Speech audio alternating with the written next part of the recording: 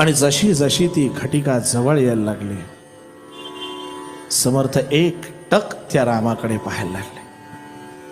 सगळ्या शिष्यांच्या मनात धडधड व्हायला लागली, थरथर कापायला लागले, डोळ्यात अश्रू यायला लागले.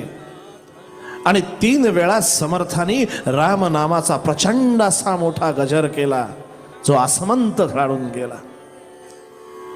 समर्थाने जशी ती घटिका जवळ आली, समर्थ रामाकडे बघत म्हणाले, श्रीराम श्रीराम श्रीराम. गडावरती एक स्तब्धता होती. कोणाला काय रिॲक्ट व्हावं हेच कोणाला कळत नव्हतं.